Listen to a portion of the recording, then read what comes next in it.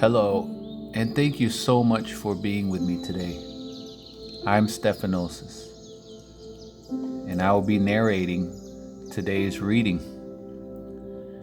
May the Spirit of Jesus be present in our homes and our journeys. Much love and light to all. Today's Gospel, according to Spiritism, can be found in chapter 17. The theme for today is taking care of the body and spirit. We'll begin today with the initial prayer, which is usually found on page 330. It's the prayer for the beginning of the Spiritist meetings, and it is as follows. We beg thee, Lord God Almighty, to send us the good spirits to help us, ward off those who may lead us into error, and give us the necessary light to distinguish truth from falsehood, which would try to create disunity between us, and thereby divert us from charity and love of our neighbor.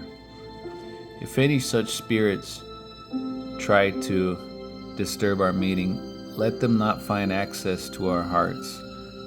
Good spirits who see fit to come and instruct us, make us yielding to your advice. Keep us away from all thoughts of selfishness, pride, envy, and jealousy. Inspire within us goodwill towards our fellow men, present or absent, friend or enemy. Finally, make us sure that by the feelings that animate us, we can recognize your salutary influence. Give the mediums whom you are responsible for transmitting your teachings to us an awareness of the sanctity of the mandate entrusted to them and the seriousness of the act they are going to perform, so that they do it with the necessary fervor and recollection.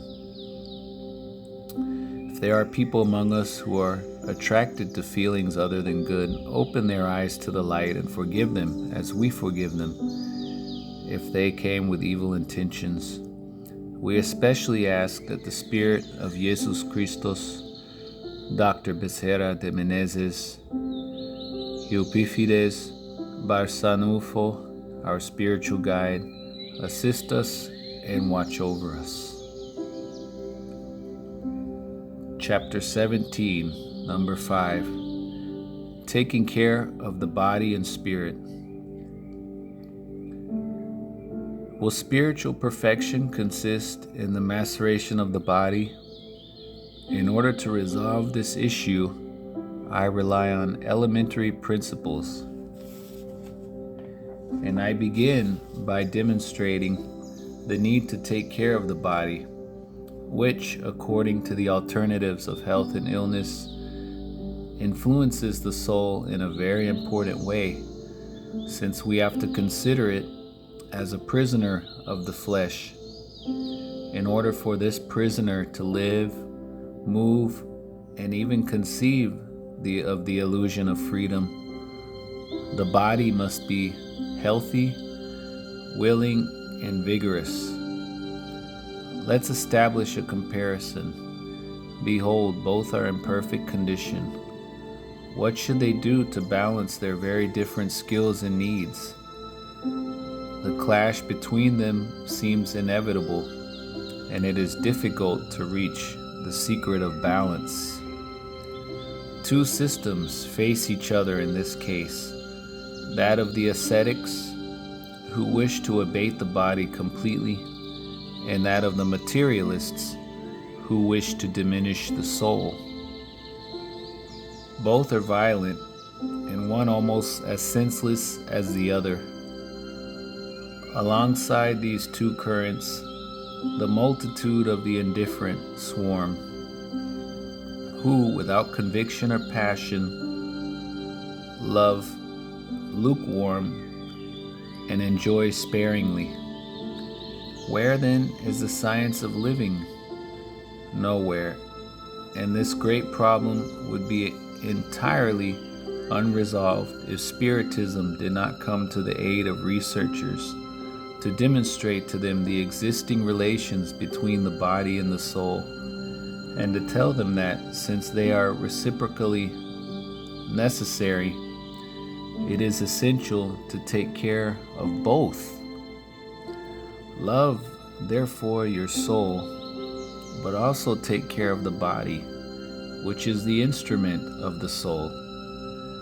To ignore the needs that are peculiar to it by force of its own nature is to ignore the laws of God. Do not punish it for the faults that your free will made it commit, and for which it is as responsible as a misguided horse is, for the accidents it causes.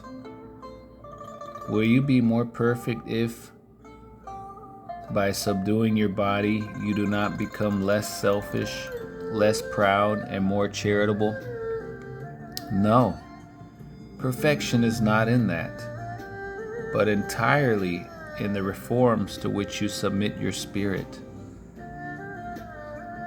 Bend him, subdue him, humiliate him, mortify him. This is the way to make him more docile to God's will, and the only way that leads to perfection.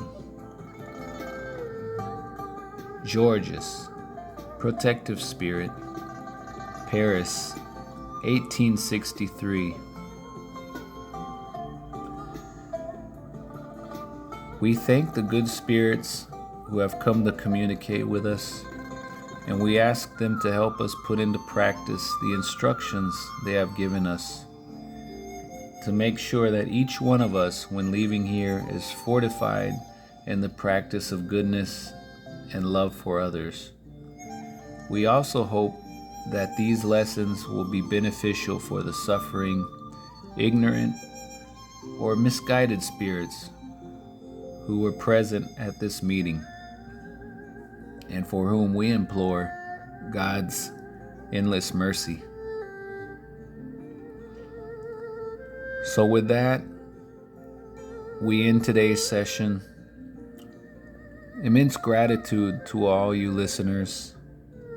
Thank you, and please don't forget to subscribe to our channel, as we're always adding these new messages, which actually aren't new at all, but have been around for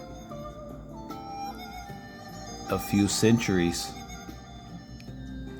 May the power of love bless all beings everywhere. Thank you for joining us, the Spiritist Journey Society. See you next time.